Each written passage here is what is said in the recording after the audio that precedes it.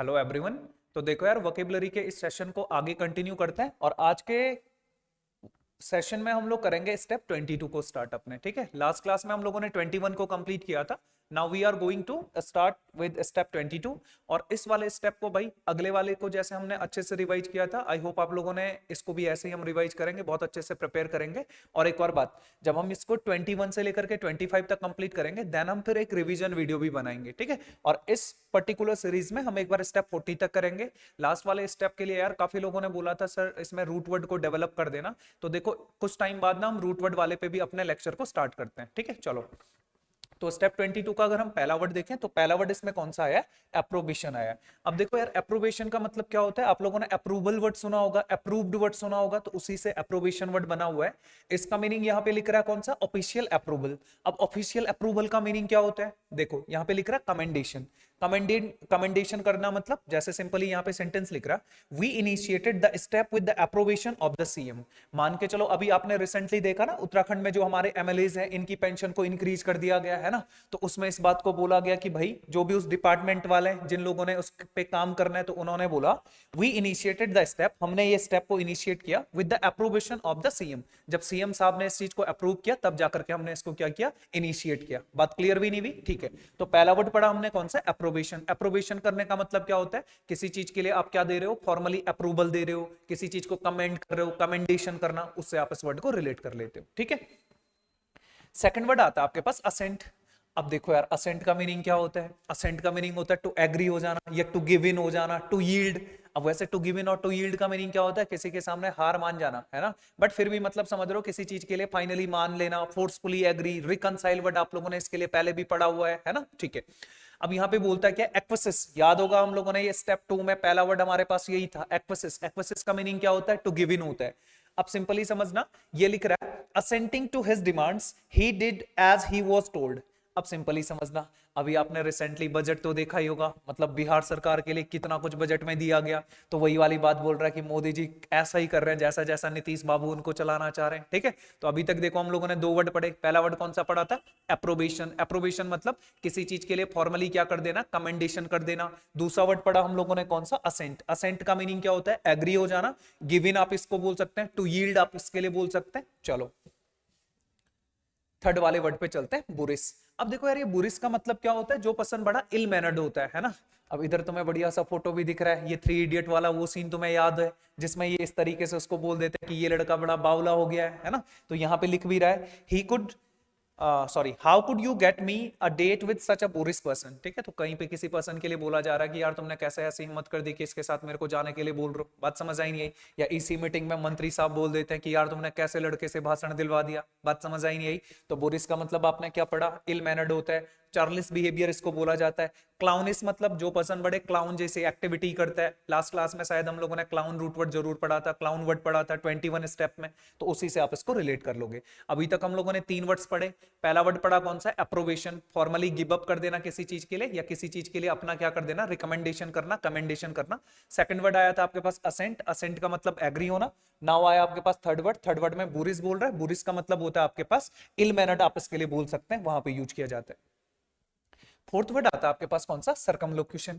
अब सर्कमलोक्यूशन आप लोगों को कभी याद होगा, मैंने आपको लो का रूट वर्ड करवाया था, है ना, LOQUA। इससे रिलेटेड हम लोगों ने बहुत सारे वर्ड किए थे। तो लो का मतलब होता है भाई टॉक के लिए वर्ड यूज हो जाता है, बोलने के लिए, है ना। लोकेशियस वर्ड हमने इसी से रिलेटेड पढ़ा था, याद होगा अगर आप लोगों को। तो लोकेशियस इसी से रिलेटेड हो जाता है। यहाँ पे वर्ड क्या लिखा हुआ है? सर्कमलोक्यूशन। अब सर्कम मतलब हम सब लोगों को पता है घुमा फिरा के बात करना, और लोकेशन बोल बोल के करना।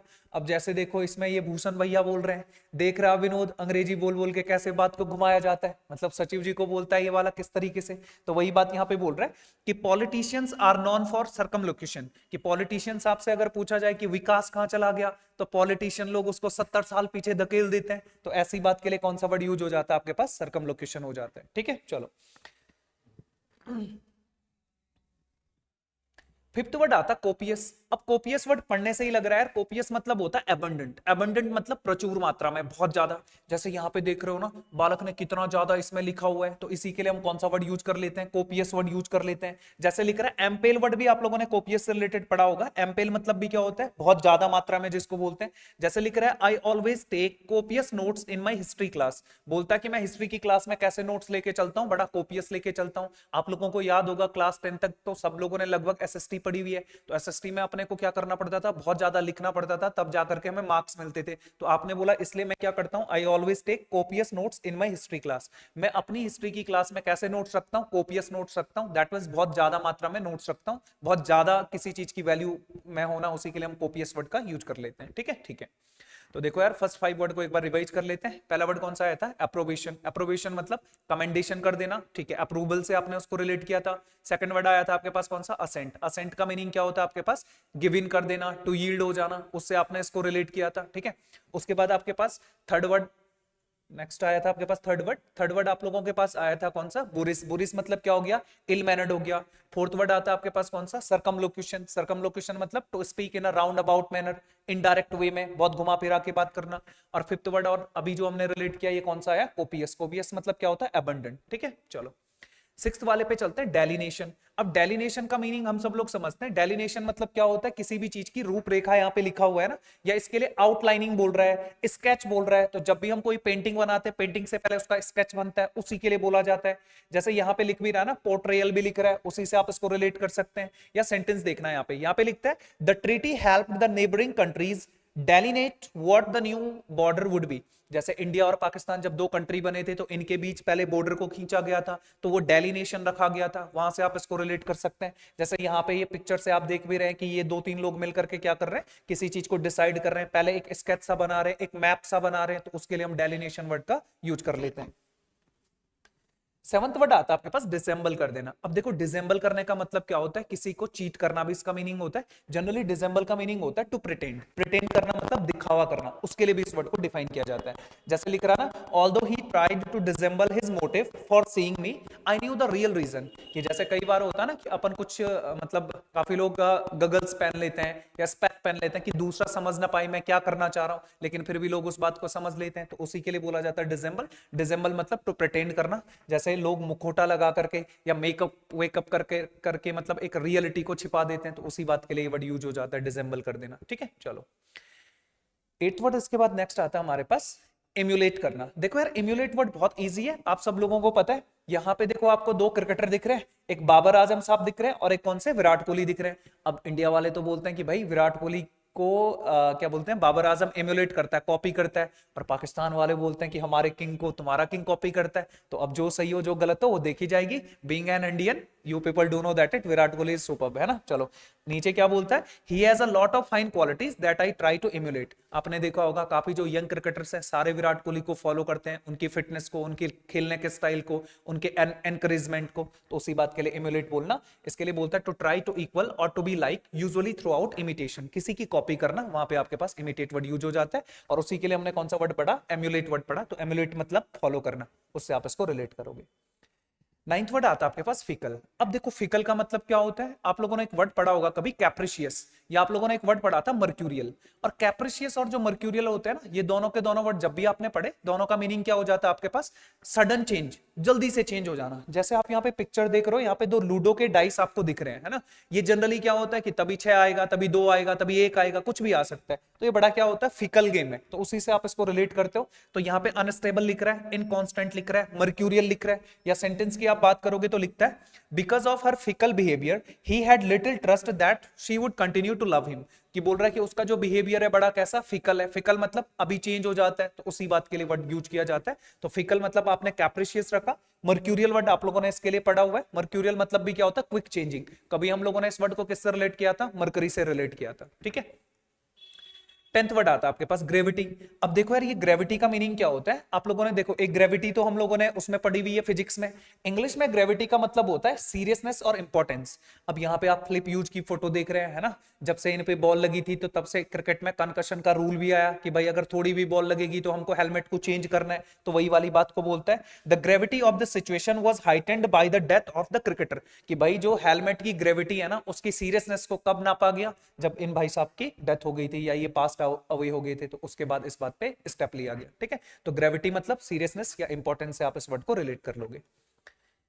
11th वर्ड आता है आपके पास कौन सा, होमली, है ना। अब होमली का मतलब क्या होता है, प्लेन और अनट्रेस्ड इन अपीयरेंस, मतलब जो सिंपल साधारण, वैसे यहाँ पे घरेलू सीधी सादा सीधा सादा लिखा हुआ है ना। इधर आप इनको देख रहे हो तो इनके जैसे लोगों के लिए क्या बोला जाता है, होमली, मतलब जिसको बोला जाता है एक साधारण सा सीधा सादा। जैसे यहाँ पे लिख रहा है the girl was rather homely but she had a wit and an intellect that could not be matched. जैसे काफी लोग होते हैं ना कि बनने का दिखावा बहुत कर लेते हैं लेकिन एक्चुअल में होते कुछ और है, तो उसी बात पे ये सेंटेंस बोल रहा है। बट बाकी अगर होमली का मतलब आप रखोगे तो इसका मतलब क्या होता है, सिंपल वर्ड होता है, आप सब लोगों को पता है। 12th वर्ड आता है आपके पास इंडिजेंस। अब देखो आपके पास दो तीन वर्ड आते हैं। पहला एक वर्ड आता है आपके पास इंडिजेंट। इंडिजेंट से ही आपके पास कौन सा वर्ड बना हुआ है, इंडिजेंस वर्ड बना हुआ है। और एक इंडिजेनस होता है। इंडिजेनस मतलब क्या होता है, स्वदेशी जिसको बोला जाता है। और इंडिजेंस का मतलब क्या होता है, डेस्टिट्यूशन से आप इसको ले लेते हैं। पेन्यूरी इसका मीनिंग होता है, जैसा ये बोल रहा है ना हम शुद्ध गरीब हैं, तो बस वही वाली बात, रियल में जो गरीबी के लिए वर्ड यूज किया जाता है इंडिजेंस। जैसे यहाँ पे लिख रहा है his ragged clothes are a sign of his indigence, बोलता है कि उसके जो फटे हुए क्लॉथ्स हैं वो उसके किस बात को डिफाइन करते हैं, गरीबी को। लेकिन आप लोगों को पता है आज प्रेजेंट एरा में जिसके अगर मतलब फटे हुए क्लॉथ्स होंगे तो ये जरूरी नहीं वो गरीब हो, है ना। काफी लोग मानसिकता से भी गरीब हो सकते हैं।